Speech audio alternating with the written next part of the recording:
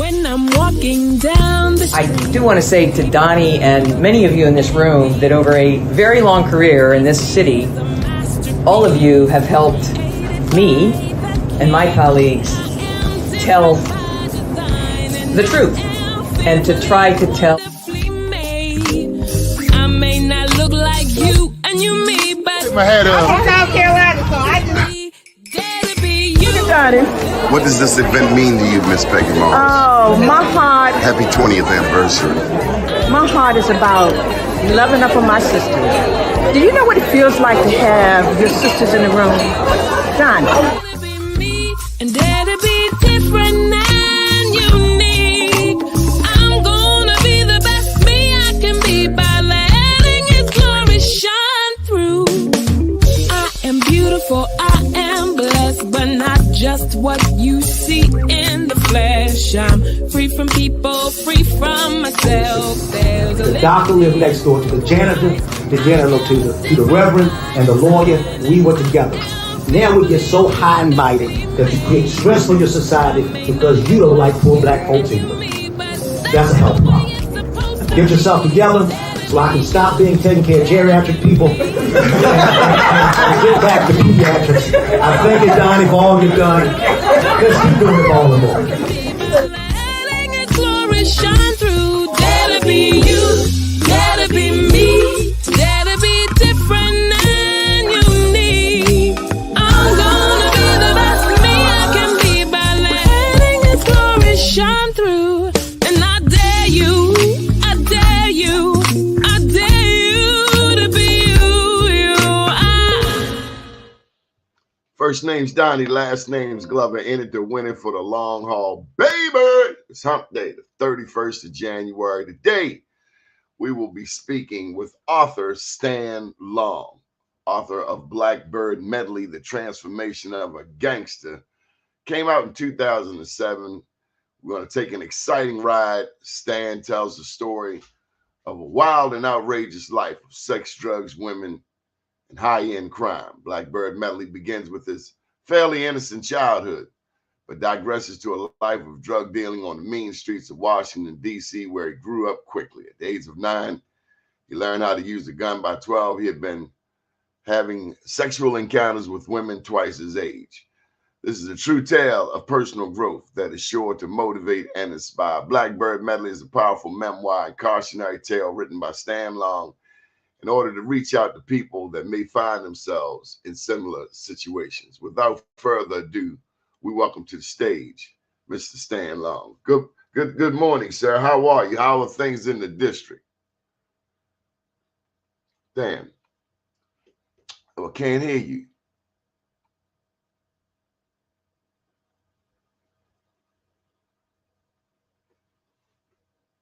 Wow. So, geesh.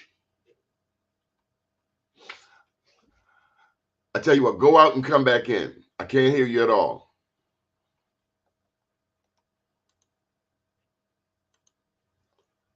Well, that happens sometimes.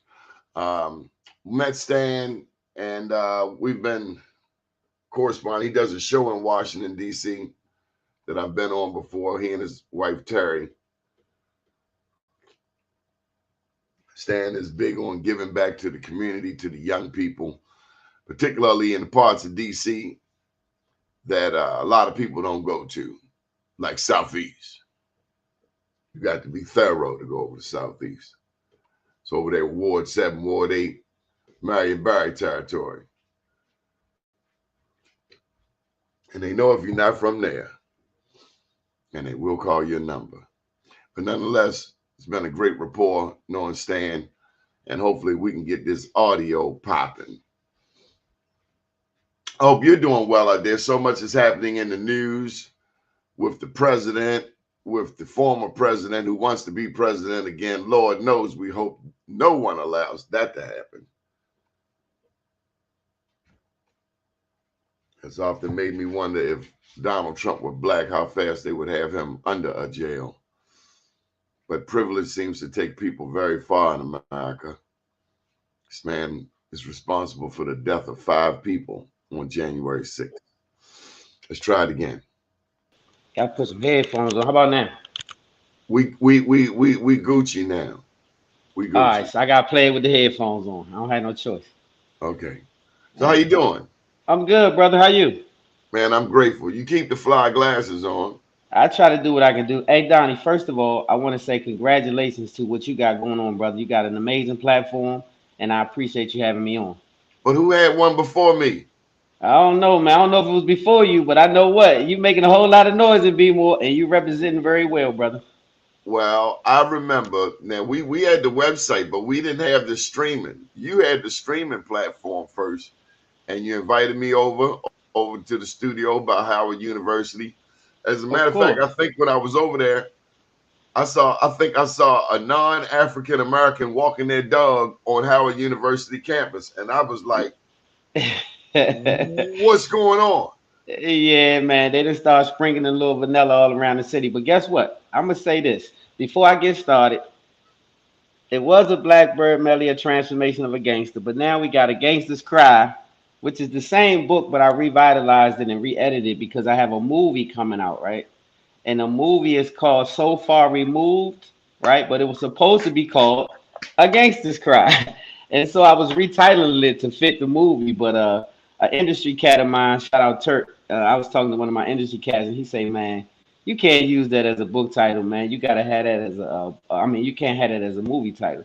So we were in conversation, and the word so far removed because I was talking about being removed from the drug game. And he say that's your title. So far removed is a movie that is I'll be shooting in April. But I have a big movie coming out called Stoners, right? Stoners. It's an amazing comedy, what we call a dramedy, comedy slash drama, and it's amazing. It's an amazing film that we're starting to shoot the first week of March. First week of March. So So how does I'm it proud of feel? that. And let me just go back. You had been doing this show from DC with national proportions. I remember specifically the Hollywood reporter that you had. So as we grew this network back in beginning in December 2020, we have now picked up our own people in California and Florida and New York. And so That's what I'm talking about.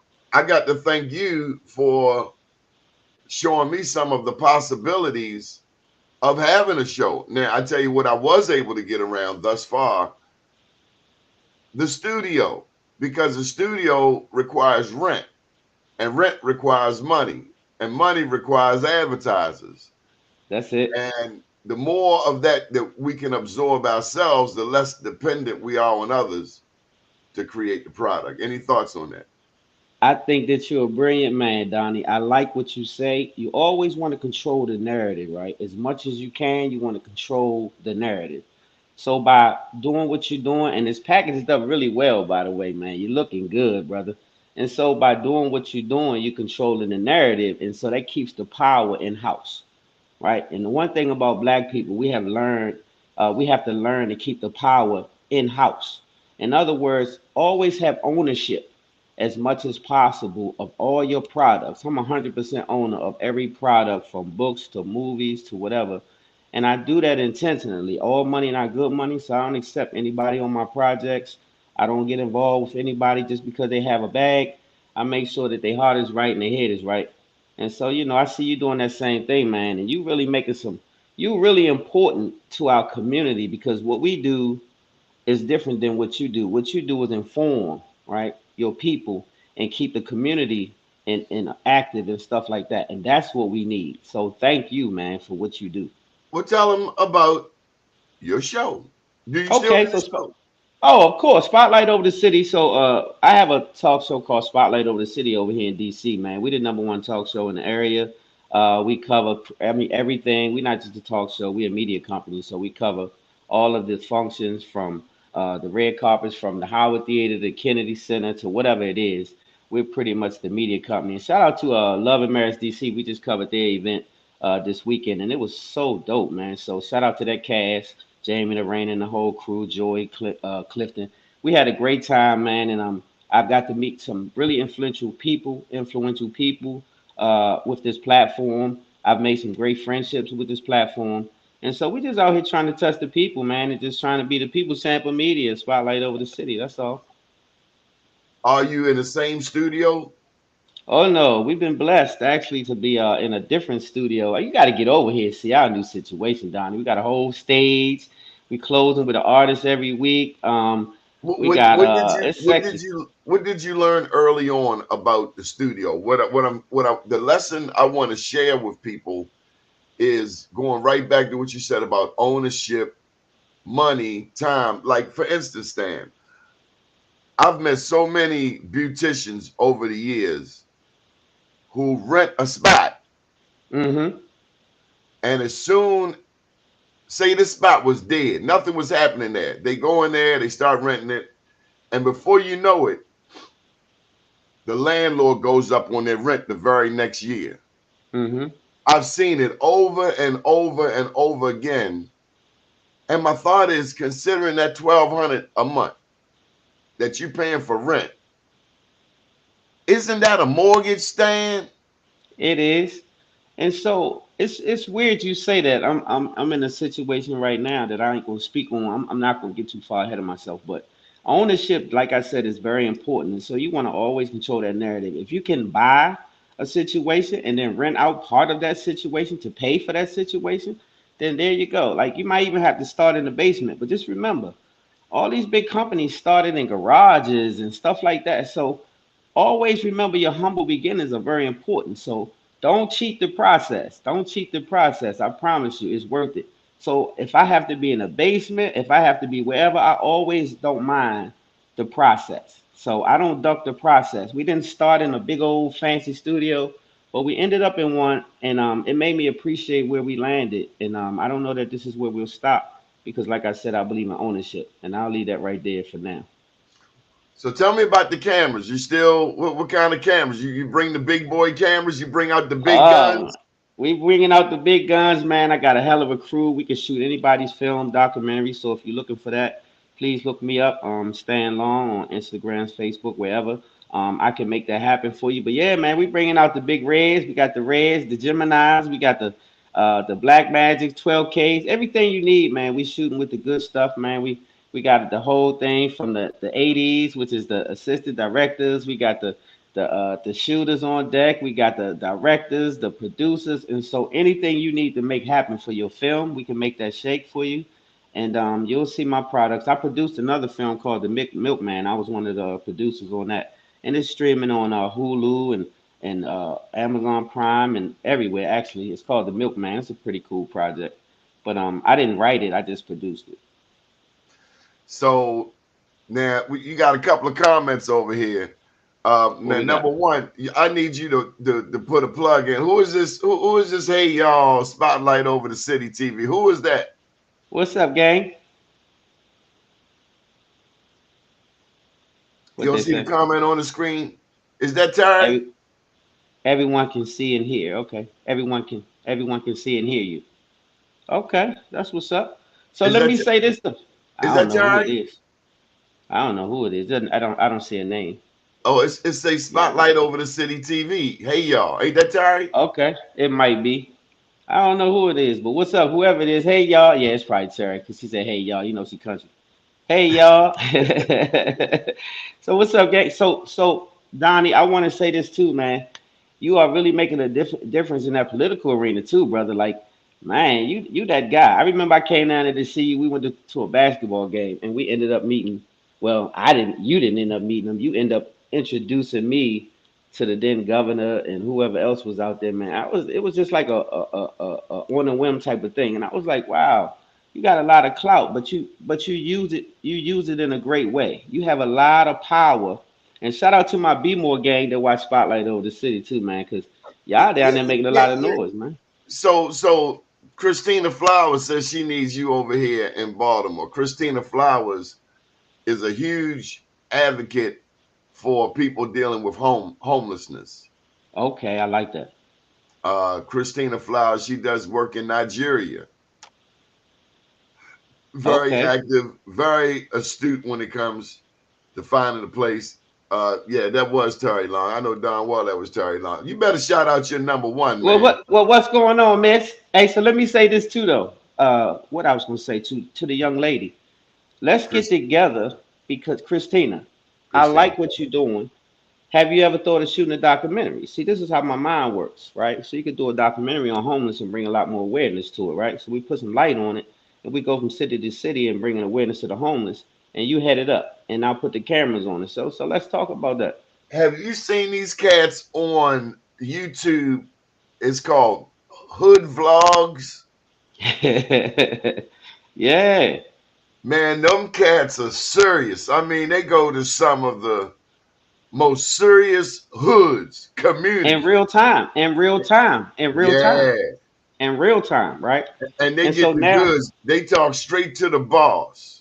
straight to it. And I like it. I like it because it's giving us an in-depth look of real-time TV, real-time action, and it also sheds a light on what's going on in the community in depth, right?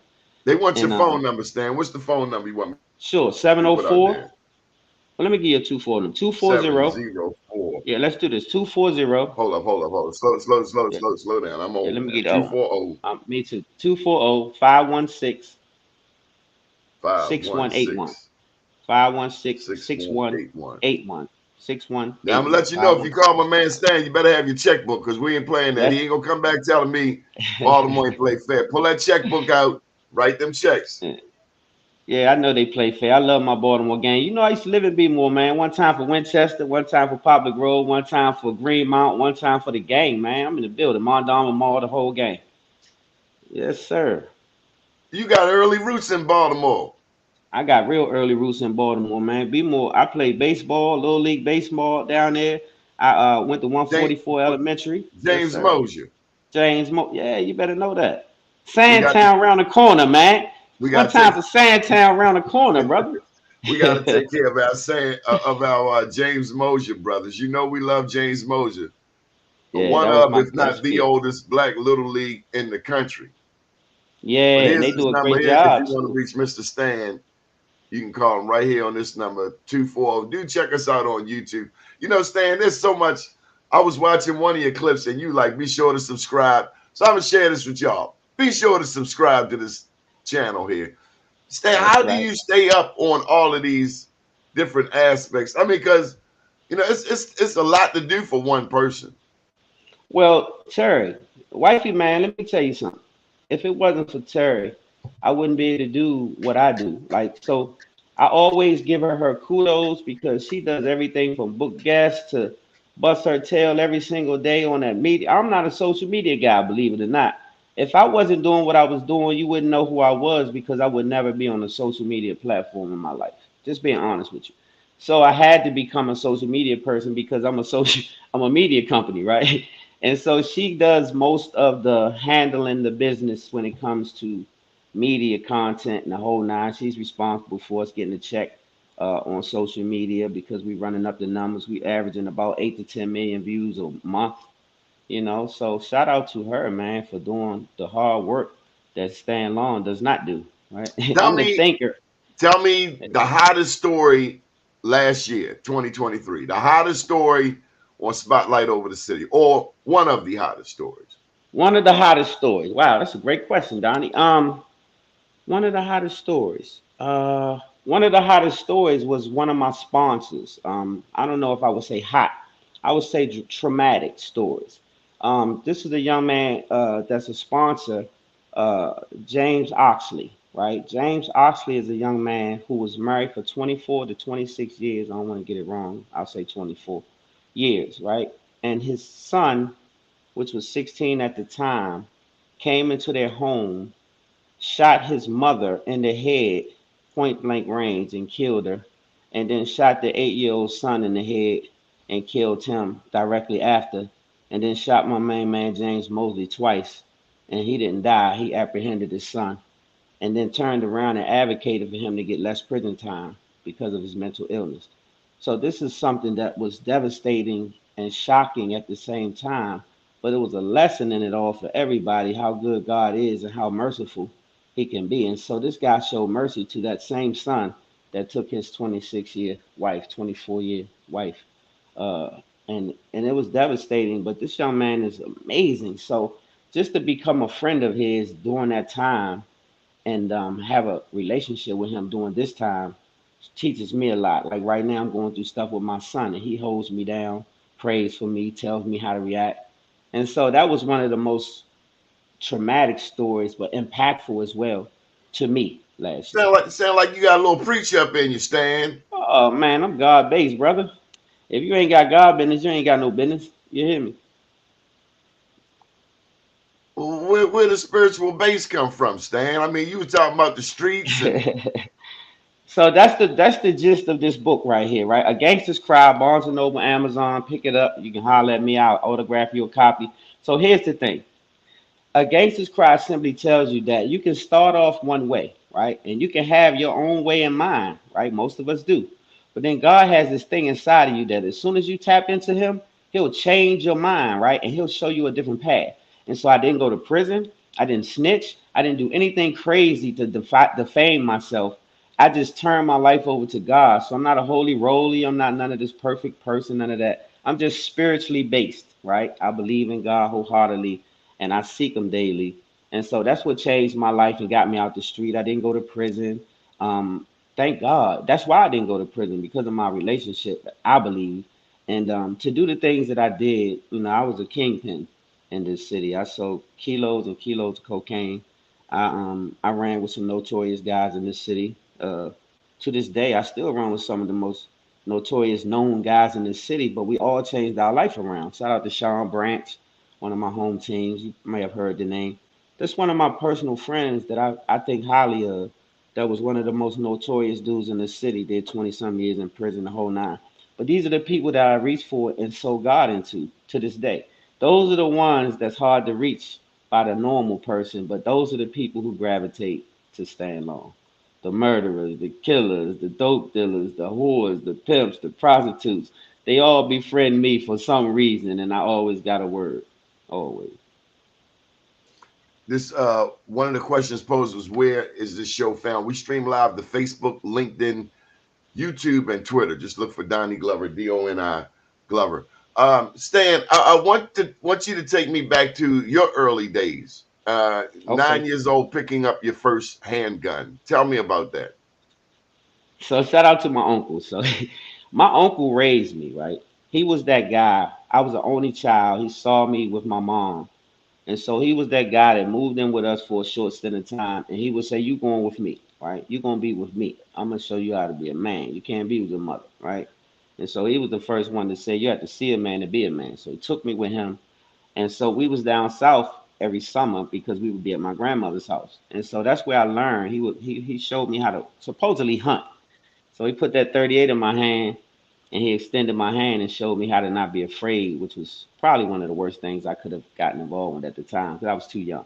So at 9 years old, he showed me how to shoot a pistol. And then he started instilling some things in me that I didn't know I needed at the time because I was so young. But he would teach me, gangster principles, never write a check your ass can't cash and that kind of talk, right? He would talk to me like that at 9. I didn't know why. And so I needed all of those things as I got to be an adult. But I didn't know I would take that path. I guess he saw something in me. And so my uncle started grooming me and showing me things. So I would come home with $200 or $300 just from holding the light at the crap game. Every round they would have to pay me.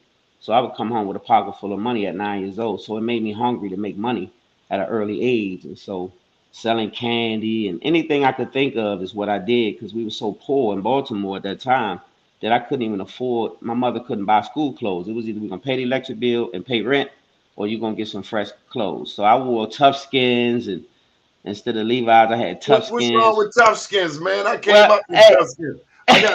I got a tough skin story for you. One what's Christmas, that? my mother got me the tough skin pants and the coat to match. You had a kid. The first day I wore the pants, I got a hole in them. She never saw the pants. She said, I'm going to whip your ass if you get a hole in the pants. She never saw the pants ever. Big ups, shout out to Tough Skins from Sears because I couldn't get the leads. Hey, My mom's was old. It wasn't until my sister would come around that I might get some leads or some pals. But dude, and hey, remember the screwdrivers? so you know what I'm talking about. You get it, right? Man, I And had so to I wear wanted. the plaid tough skins, shorty. Oh man, you went all The the way plaid with it. joints. You went to the plaid. So The listen. plaid joints. And so our parents was doing the best they could, but we ain't want to wear no damn tough skins, man. I'm trying to give me some Levi's, right? And so I always wanted some Levi's and some Jack Purcells, right? Jack Purcells. You remember the Jack Purcells, the blue I tip, had to wear a pair of Jack Purcells till they damn near fell off my feet before I got a new pair of Jack. And I said, the rubber star flapping, yeah, on the side, brother. went straight through the side of them, running up court.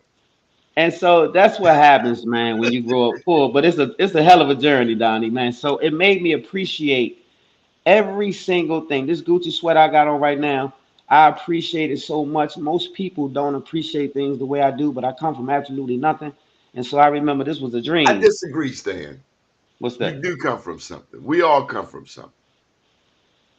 We might not see it in the immediate, but your tree got to be strong because you're not a pauper. Mm-hmm. You're not a vagabond mentally.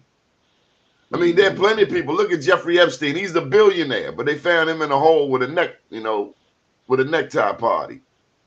Yeah, that's You true. come from great descendants. Yeah, that's true. That's true. Hey, Stan, Very I true. got to take a page out your book and plug my two books. Yes, One, sir. Unapologetically Black. Two, I Am Black Wall Street. But I got to tell you also, Stan, available on Amazon and Barnes & Noble.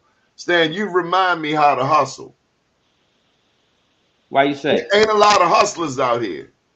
So iron sharpens iron, and I need to touch base with you every now and then to make sure, make sure we on point. Hey, let's just say this. You my guy for life, Donnie. Anytime you call me, I come. You know that. It could be today. If you say come on tonight, I'm gonna show up if I can.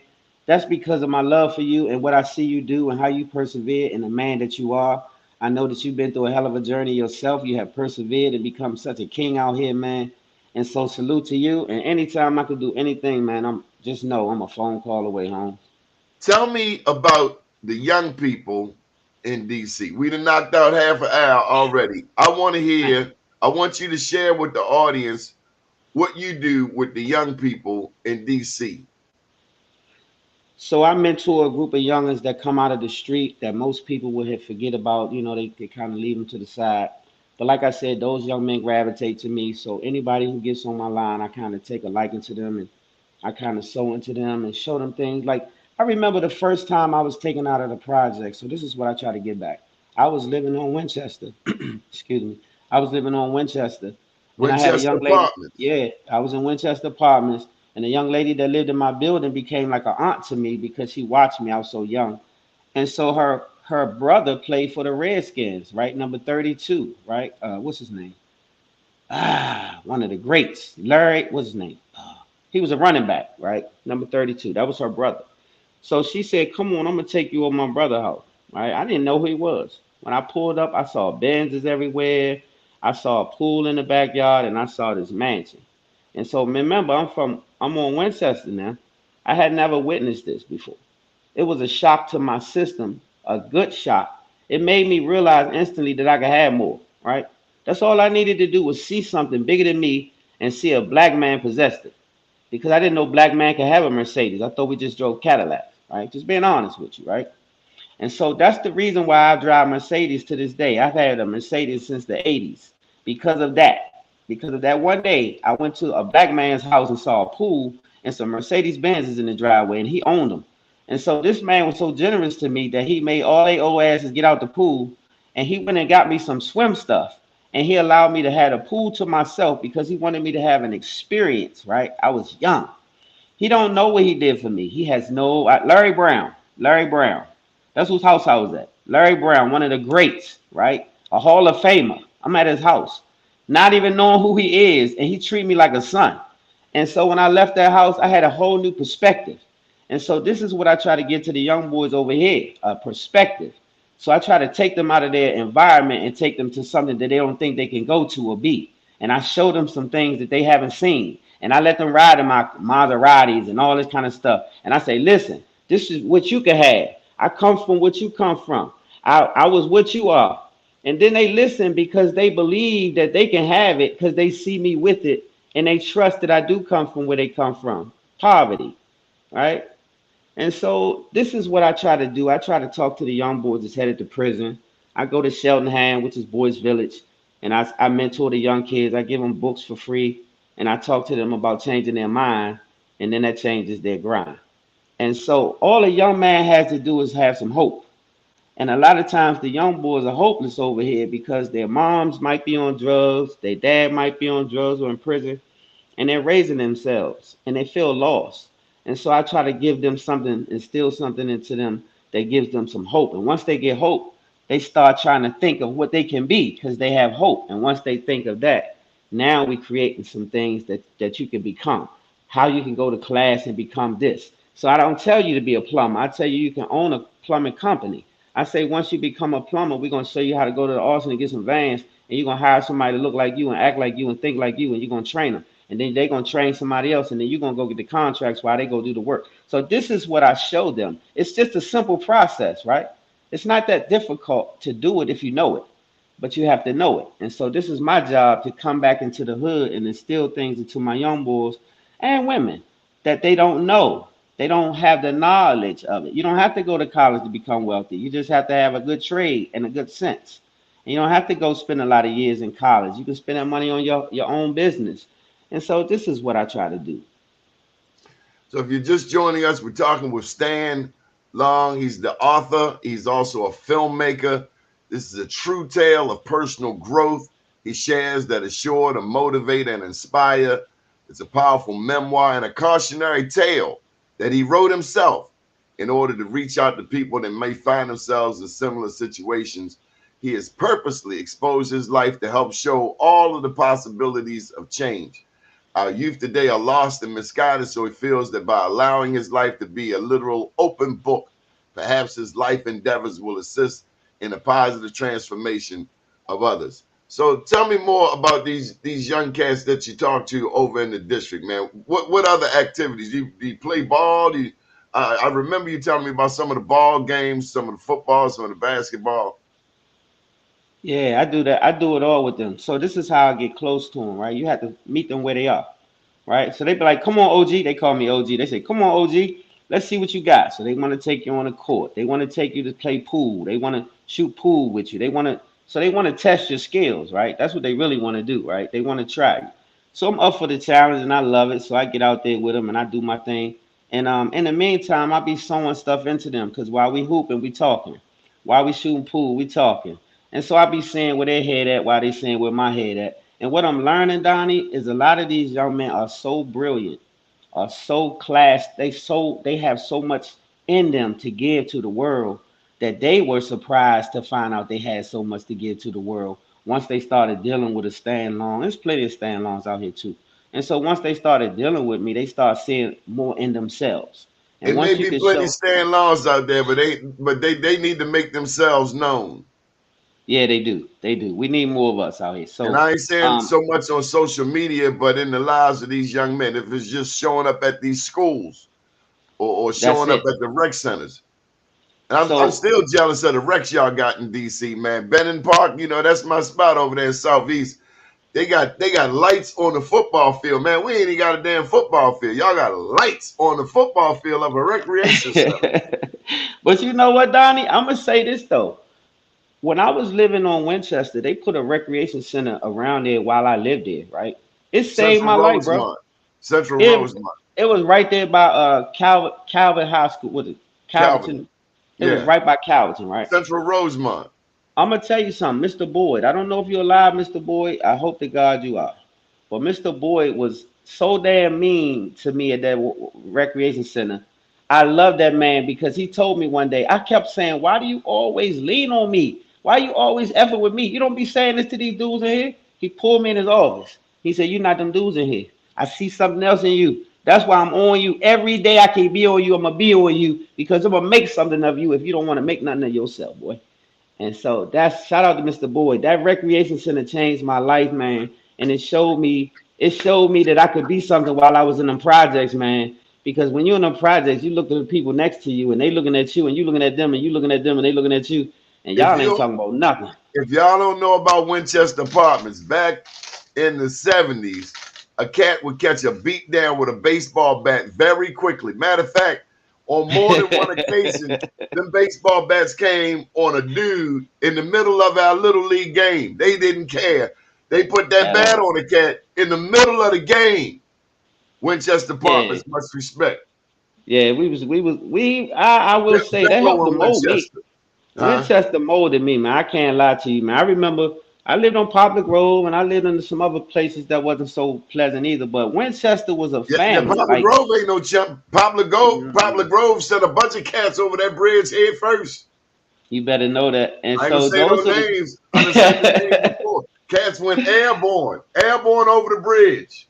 I can fly. I Hey, believe I can fly.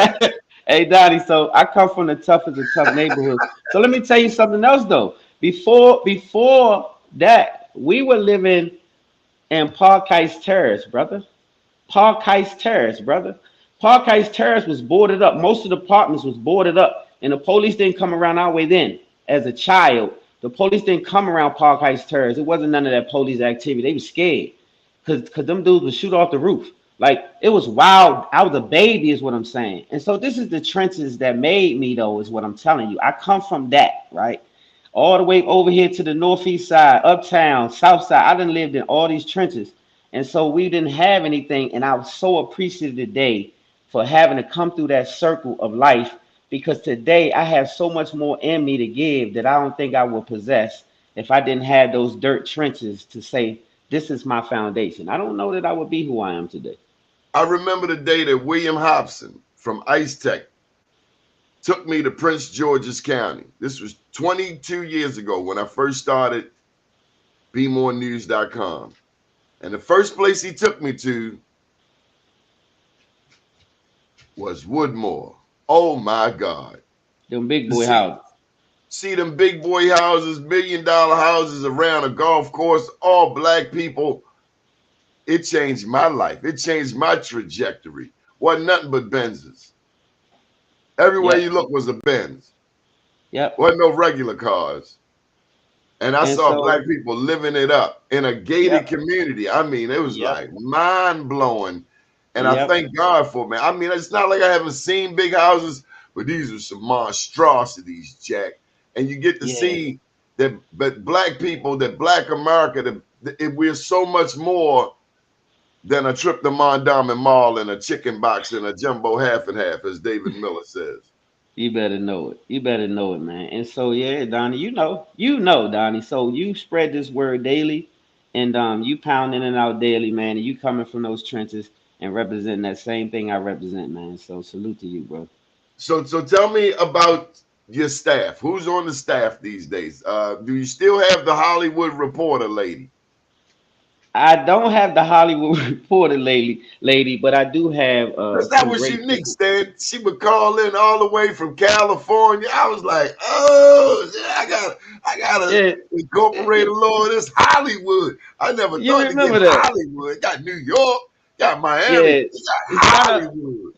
Shout out to her, man. She was doing some amazing work with us, and to her own credit, she had already laid a foundation for her platform a long time ago with I think 93.9 FM. She was one of the morning hosts and this and that. So she made a lot of noise around here on her own. But the problem was when you have people that know the industry, have already planted their feet in the industry, sometimes egos can get in the way, so to speak. And in our case, that kind of like was the case. We still cool, but it became like a thing. But she did a great job. She's amazing, and so now we're getting new correspondents in LA and Philadelphia and Chicago. Like what we're doing is syndicating spotlight ourselves. So we hiring correspondents in different cities to cover different events in that city and whatnot. Tell me about reaching the next generation. You up there with me. There was a time when Facebook was the joint. There was a time when Twitter was the joint. Now, I don't know if you noticed, but I'm working on my master's over at Morgan in journalism. Facebook and Twitter, they going down. TikTok is big dog. Yes, sir. China, TikTok. the Chinese. TikTok. Matter of fact, they all testifying over here before Congress today. But any thoughts on reaching a younger demographic? I would say you definitely have to use the correct social platforms like IG, TikTok. You have to put content that's relatable to the younger audience without compromising who you are, so to speak. So our audience is from about 35 to 55, right? We don't have a really young audience, so to speak, but the young people still tap into certain content I noticed that we place because it's relatable. And so if you like I said, we averaging about 8 to 10 million views a month on YouTube, right? Thank you. Just on YouTube, right? And so I say that to say that's a platform that's kind of like a neutral platform. YouTube, the youngers are there, and so you can get a YouTube account and you can create some content that. And when you create your content, it should be geared towards the audience that you're trying to reach, right? So if you're trying to reach a demographic that's 18 to 25, then you have to have content that's something that they would view or something that they even care about, right? What do they care about? Well, they care. Honestly, they care about music, they care about entertainment, they care about things that basically entertain them. Young people like to be entertained. So you have to first grab their attention. And then you sprinkle a little bit of salt in there and give them a little bit of lessons while you're giving them the entertainment is what we do. You give them a little bit of what they need, and then you give them, what they want, and then you give them a little bit of what they need behind what they want. So they first always going to feel their want. Young people want everything first. They want it first. They don't worry about the need. They worry about their want first. So if you can kind of fulfill a want, you can place the need right in between that want, and then you'll capture their attention while you still help them, because they want to be entertained more than helped. They don't not necessarily think they need help. Young people think they got it sold up. So you have to show them in their where they error by giving them content that they attracted to, and then sprinkle that in there, and they'll catch it. They'll catch it, right? But young Nancy, people into drill music and stuff like that. Like they into what we call kill music, drill music. And so that's one of the biggest problems that we have in our community. That drill music is talking about murder and spinning the block and that kind of thing. And so you have to kind of sprinkle that salt in there. Because I listen to all of this music, by the way. At 55, I'm listening to trap music. I'm listening to, all kind of different music. And so it keeps me up on what the youngers are listening to. But I did notice that it's kill music, and it's being instilled in their head. And so these young boys are spinning the block for money, right? They write it down, they rap about it, they get a bag and go to jail, right? And so we got to do something to break that cycle, and I haven't figured that one out yet. Let me ask you this, Stan. When it comes to these young people,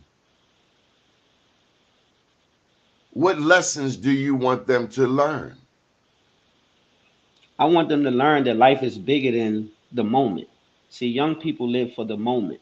You have a whole future ahead of you, and you'll die in the moment, right? And so I try to teach them to not just live in the moment, think of a future, right? So let's get this moment to stretch out to your future. How does that happen? You have to think bigger than just the moment. And so it takes a lot of retraining their mind. Like I said, you have to get them out of their environment. You have to show them different things, and you have to instill some things in them. And everybody not going to get this. Everybody don't look for change. Some young people are stuck in their ways, right? Just being honest with you. So out of 100 youngins, you might can get 10, right? You might can get 20 at best. You're not going to get 100 of them. You're not going to get 80 of them. It's not going to happen because a lot of them are just stuck in their own way. So you deal with the ones who want help. You deal with the ones who will listen. You deal with the ones who want change. And you'll see that when you talk to them, whether they want it, right, or whether they don't. When I go to Boys Village, it's about 20 people in the room when I speak. Only about 5 of them even care what I say, right? The rest of them twiddling their thumbs, looking in the sky. How you know they care? Well, because they lock in. They don't just lock in, they ask questions.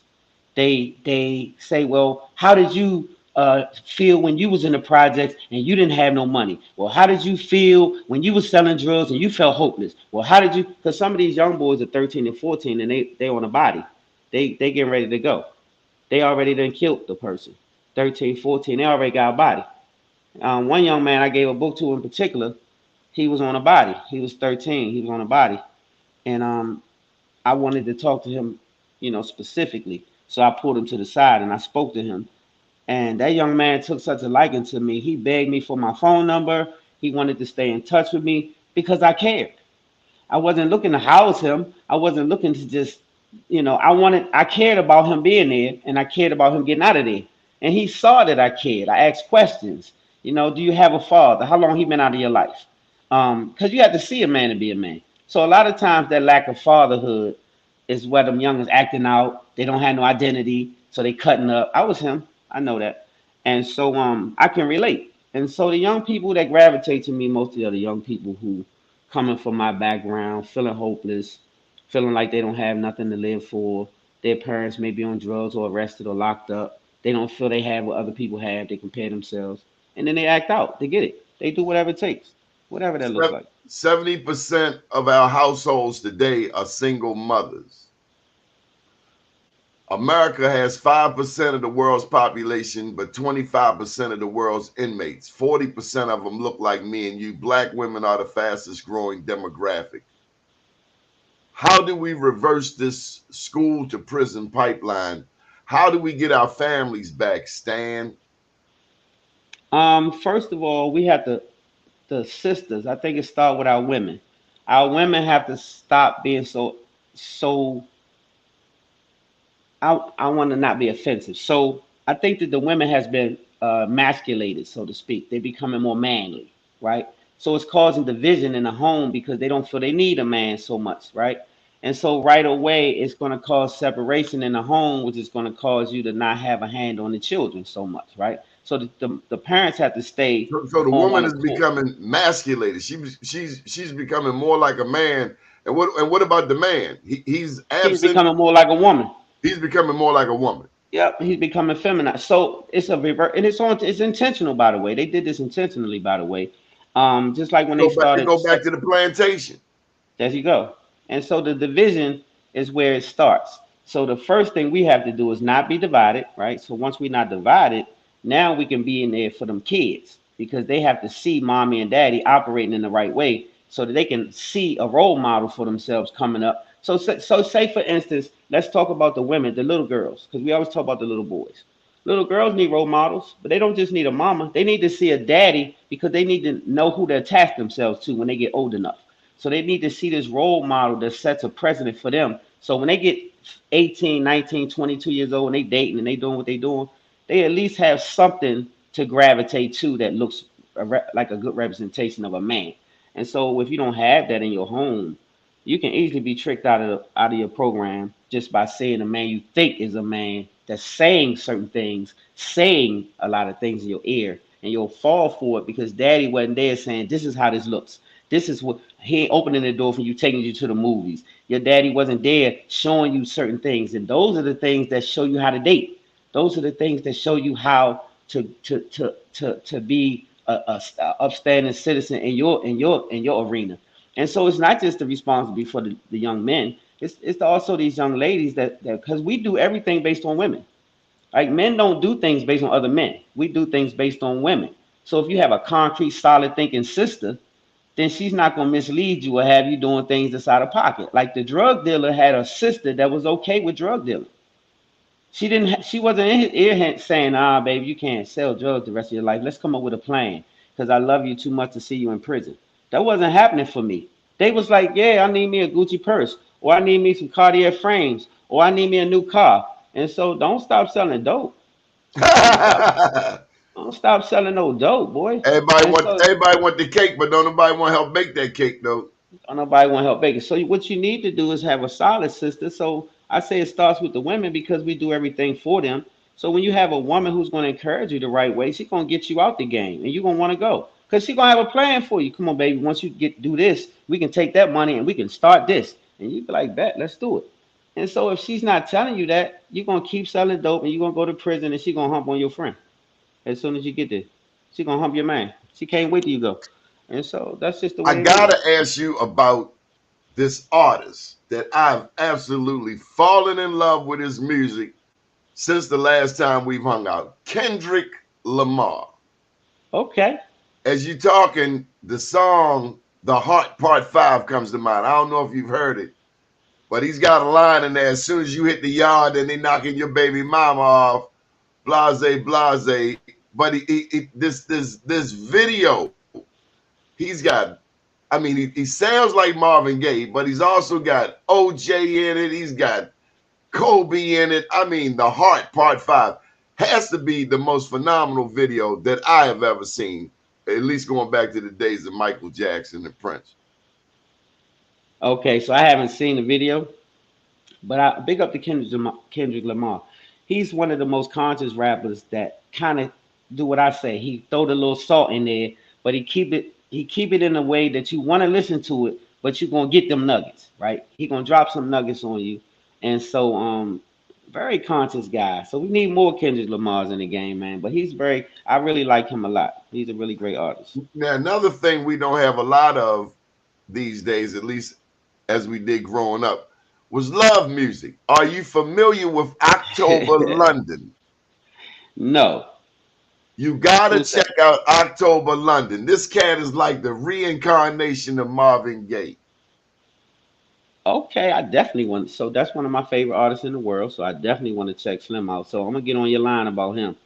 Okay, Um, and then my final question, and I'm gonna let you take the last few minutes and plug whatever you gotta plug. Make sure you don't forget to plug Terry Line. I don't want no stuff now. you But went with I no want trouble. to ask you, being in Washington, D.C., the most political city on planet Earth,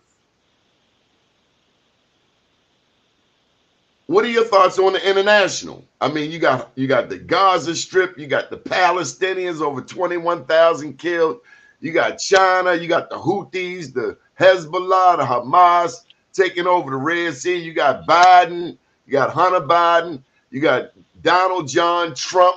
I mean, why this cat ain't locked up? If he was black, they'd have him. They'd have him on death row already. You got a mayor DC that sometimes I hear questions about. What's the name? Muriel Bowser. Yeah, Then we got yeah. a black governor here. I haven't talked to you since we had the first black governor elected, only black governor in the country. Give me some political stand, Long. Wait, you The haven't talked to politics. Westmore? You haven't Huh? talked to Mr. Westmore? Yeah, we had him on the show. Okay, cool. That's what I was hoping. So for me, I try to stay a little bit away from the politics because I don't like politics so much. It's a lot of red tape and foolishness that's involved. But I will say this. This definitely is a political town for sure. I don't like a lot of the things that I'm seeing happening, but these are the last days, Donnie. You know that, right? We're in the last days. So a lot of things that's coming to fruition is what was written, right? So when we talk about overseas, man, you're starting to see some things unfold because it's a group of people out here who has had a narrative, and I'll leave it there. They had a narrative that wasn't so true, so to speak. And so a lot of those things are being called to the table now. So you're starting to see the people who claimed an area have to give up an area that don't want to give up an area, and you're starting to see God restore to his people what was said to be restored to his people. And so the shakeup is happening before it smooths itself out. So you know, chaos always restores order. So you see it chaotic right now, but we heading into those last days. So hold on to your hat. It's gonna get rough. So I always say this: we always try to solve a spiritual problem with a physical solution, right? And so this is what's happening when you talk about politics. It's great to a degree, and we need it, but we just missing the spiritual aspect. So none of our leaders have any spiritual guidance, anything. And so this is why they lead wrong and lie and steal and cheat and do all the things that political people get involved in instead of really having a sound foundation and set it up for the people in politics to follow. We don't have a good leader. Who's the great leaders in politics that we can trust and say, yeah, that's a great leader. They're gonna make a change. I trust what they say. I don't know any. My favorite political leader for this entire area is I say Wayne Carey was a beast, but I would tell you Marion Barry is my absolute favorite. Hands down. Hands down. And shout out Trayon White, my little homie. I just ran into him yesterday. He's the new Mayor Berry, and they try to keep him as low and suppressed as possible because he's gonna speak bold truth to power. He's gonna question you, he's gonna call you out like Mary Berry would do. And so before the drug situation and all of that, Mary Berry is, was, and always will be our favorite mayor in the world. He couldn't do no wrong with the people in DC. He has done so much for our programs and the So youth in see, DC. staying in Baltimore, Fox News assassinates all of our black political leaders. They Yes. step out of line 1 inch. Fox is all over them. They clobber them, they stab them. And so it's platforms like this that is nothing else to give the people's perspective, because the mainstream is telling their whole storyline. And so we need spotlight over the city. We need Black USA. We need Be More News. We have to tell our own story, Stan. That's the journey Terry, that's the journey we're on, to tell our own story, because I don't like their story. Their story is full of crap. It's watered down, and it's really so. So to your point, Donnie, when people say, "Well, you always talk about blacks and black this and black history," and so the 28-day thing, they say, "Why I don't celebrate Black History Month?" Well, because Black History Month is a dumb down move to me, right? There's no such thing as Black History Month. If we didn't have history, it's no history. We have the oldest history in history. If you go back in history, you're going to run into us, and if you don't run into us, it's not history. And so to say Black history, that's a mystery to me. You can't have Black history. We are history. We are the history. And that's where these social media platforms try to tell our story. You know, Facebook come at me one day. Harriet Tubman didn't free 1,000 slaves. Well, yes, she did. She freed 72 on her own, and about 700 with the help of the Union Army down in Combahee River in South Carolina. And so it's like, but Facebook, they see Donnie Glover post about Harriet Tubman and 1,000 slaves, but they don't see all of these hookers that hit my page every day. They don't see all of these damn terrorists from other countries that hit my page with hate mail every day. They see me, but they don't see them. So they all full of crap.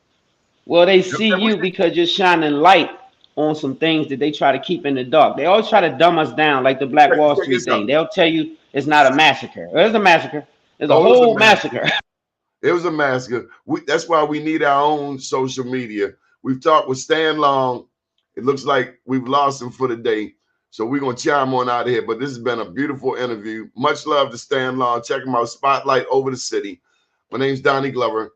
Thank you for joining us. Up the day, down tomorrow, do your day, and everything will follow. Nothing to it but to do it. I got to do it, regardless of how I feel.